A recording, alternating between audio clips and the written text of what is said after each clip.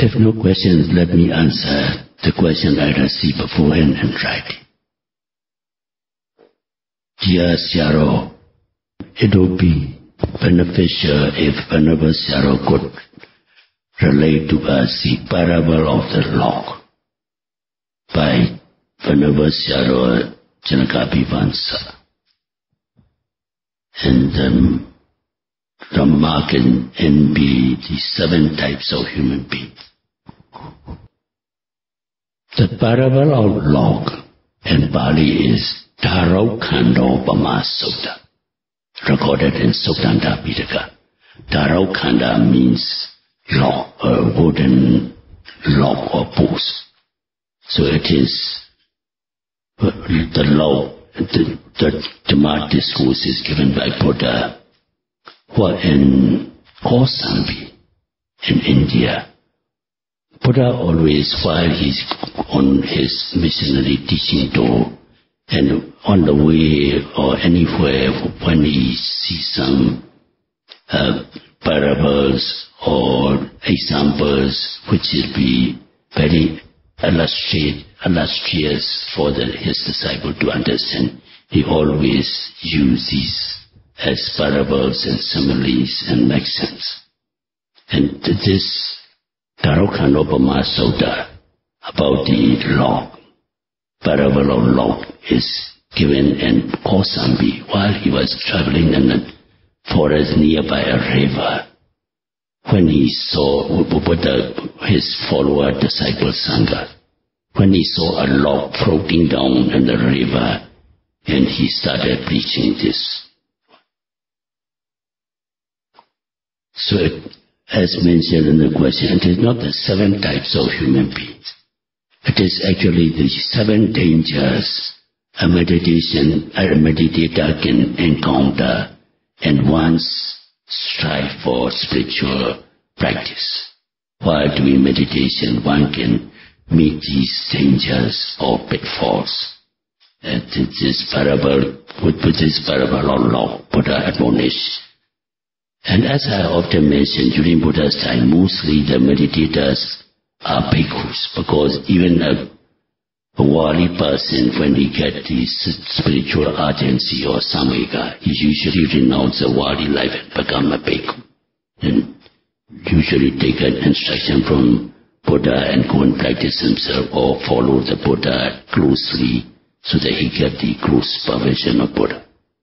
So these two, while Buddha was traveling with his fellow or follower Sangha, and when he saw a log floating down from the river, he preached or he taught this Darukhanopama Sutta. This is not just about the 7 types of human beings. It is the 7 dangers that a meditator can meet in one's spiritual practice. So since it is beneficial to our meditators, let us study a little bit more detail about these dangers or pitfalls in our spiritual practice. So when the Buddha saw this log floating down the river, he said, Bhikkhu means sons, and I always translate it as sons and daughters because it is explained by commentary. When Buddha used Bhikkhu means any person, though it may not be a monk or a wali person, who's striving to subdue or finally eradicate the defilements are regarded as bhikkhus. So the word bhikkhu means the one who's striving to eliminate or suppress these mental defilements. So you all can be regarded as bhikkhus. That's why you all are worthy of receiving the generosity offered by the devotees. So he said, Bhikkhu, sons, there are no daughters, only at that time, only Bhikkhu group is his audience. So he said, Bhikkhu, sons, look at that log floating down the river. If it does not land on any bank, this is the first parable is. If the log is not landing on this bank, then the second is not landing on that bank. And number 2 parable, please note it because I'll have to give the answer to this parable.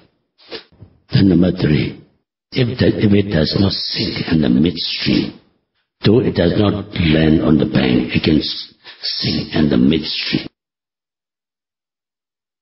And the 4th is, if it is not caught in a whirlpool, as you all know, some places of the rivers, they have whirlpools, which can suck down any object heavy or light. So if it is not caught in the whirlpool, that's parable. It is not salvaged by humans. Well, in the villager life, they use it as firewood or for any reason. If the villagers or foresters see the log passing, they might go and salvage it. So if it is not salvaged by humans, and if it is not salvaged, the 5th is if it is not salvaged by non-humans. And the next parable, if it does not get rotten inside, though outside side looks normal, because of some holes eaten by inside, the water goes in and it can be rotten inside. Let us try to solve the riddle first. Not landing on the bank. Any river has 2 banks, this side bank and the other bank. Ida and Para. Ida means this side bank, Para means other bank. Some people meditate and they expect to be reborn and a pleasurable existence, or some meditate to have some fortunate result in this life. So the meditation with the idea of gaining some material profit for this life is that log is landing on this bank. Or the here too. And the other bank means para. Para means the other bank means some persons they meditate with the intention of gaining a pleasurable rebirth after this life, like celestial rebirth, or even if I become a human being and a higher social strata or with rich material gain like that. So by such kind of intention, if you meditate, that is the log like landing on this bank and that bank. And the second is, the third is, if one does not sink in if the log does not sink in the midstream, means a meditator or Kamavajra yogi or a bhikkhu. If, like a bhikkhu, if he give up, or so also the meditators, if they give up before they reach any gain, like attainment of some megaphala or some extraordinary experiences, if they give up due to like having disenchantment with this practice, feeling monotonous or boring, or the bhikkhu not happy and as a monk's life, and he disturb and return to worldly life, or the ordinary worldly yogi giving up his effort to practice, and that is like a log sinking in the midstream. The bhikkhu who renounce the worldly life and become bhikkhu, when he knows of these Patimokkha Samara Sila discipline rules to follow, he lost confidence in his ability and he gave up. So also some meditators, when they meet very unpleasant feelings like pain, and they get discouraged and they usually give up the practice, that is like sinking in the midstream. Next is caught in the whirlpool, and this is a more worse variety than the first one. Caught in the whirlpool means the bhikkhu, he met some temptations and transgressed the bhikkhu Vinaya rules, and he has become defeated from the sadhana. Or for our meditators who cannot preserve or observe the moral virtue pure, then if one's moral virtue is pure, not impure, one cannot get progress. That is like the law caught in a whirlpool.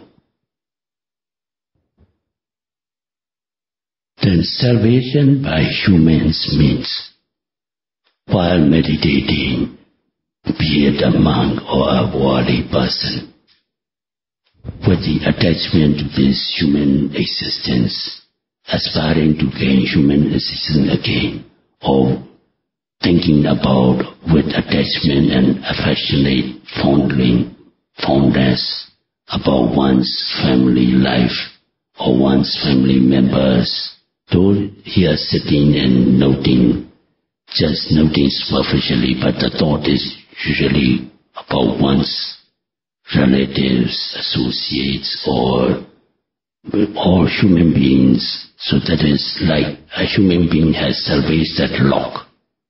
So this meditator, be it a monk or a worldly being, is salvaged by human beings not to progress in one's spiritual stride. This parable is important for our worldly meditators. Though they come here renouncing the worldly course and household course and meditating, some may be while meditating thinking about home or whether people are comfortable or everything is alright there, and worrying, thinking about one's children or grandchildren or relatives. That is what Buddha meant, salvaged by humans. It's salvage means the law cannot continue because the humans salvage and put on the bank. The salvage by non-humans here means celestial beings, because most of we Buddhists understand by reading books or listening to the mud talks the celestial pleasures and celestial grandeur, and mostly people are inclined to get this celestial rebirth. And if one meditates and from time to time thinking about this celestial comfort, during Buddha's time, Buddha's the first person, or actually he's son of his auntie's stepmother. So half-brother also, not only a cousin, half-brother, Nanda, Venerable Nanda. Previously he's a Prince Nanda, and Buddha ordained him as a monk when he was about to marry to his own sister. And he took this Nanda because he's been following his wife to be or the bride, and he cannot meditate. He take this Nanda to the Tawaringsa. Tawaringsa is the most pleasurable spot out of the six celestial realms, and he showed the celestial nymphs there. And Nanda's attachment to his beloved is diverted to the celestial nymphs, and that is what is meant by salvaged by non-humans, because he cannot aspire for nibbana or deliverance from suffering, but he meditate or he ordained and practiced or observed the Patimokkha Samara for gaining the celestial nymphs after death. So that is salvation, example of salvation by non-humans. Then the last parable is, if the lock is not rotten inside. Here, what Buddha meant is about the anusya kilesa. When a person's anusya kilesa is strong, while meditating, all these unwholesome thoughts can arise. Kamechandas, Sankappa, Vihingsa Sankappa, Pyabhara Sankappa. These sensuous thoughts, the malevolent thoughts and cruel thoughts can arise. And these are like, though they does not come out of verbal and bodily action. This becomes as an obsession, and repeated thoughts arising as wandering thoughts or active thoughts. Then that is like that log. It is, though it outwardly looks normal, inside it is rotten. So though the meditator may be outwardly sitting and meditating, if the thoughts are unwholesome, that is like rotten inside. So we got to be careful to overcome. Actually, these are meant also nivaranas, the 5 nivaranas or hindrances I've been explaining all the time. If one cannot suppress or eliminate these nivaranas, it is like that log, rotten inside. So Buddha said, if the log is not affected by these defects or impediments, like landing on this bank or that bank, sinking in the midstream, if it is not salvaged by humans and non-humans, and if it is not caught in a whirlpool, or if it is not rotten inside, it will float down towards the sea. So also if our meditators, as Buddha has admonished in this parable, if you can all overcome these nivaranas or hindrances, you will reach to Nibbana as the Lord reached his final destination of the sea. The next question is, what normally occurs if we have gaps in our noting? 2. What steps must be taken to prevent the occurrence of these gaps? Now answer to the first part. What normally occurs if we have gaps in our noting? If there are gaps in the noting, please be sure that you have lost momentary mindfulness. That at that moment you lost mindfulness, that's why you lost the noting. So the second part, what steps must be taken to prevent the occurrence of these gaps? So you must make more effort to be mindful.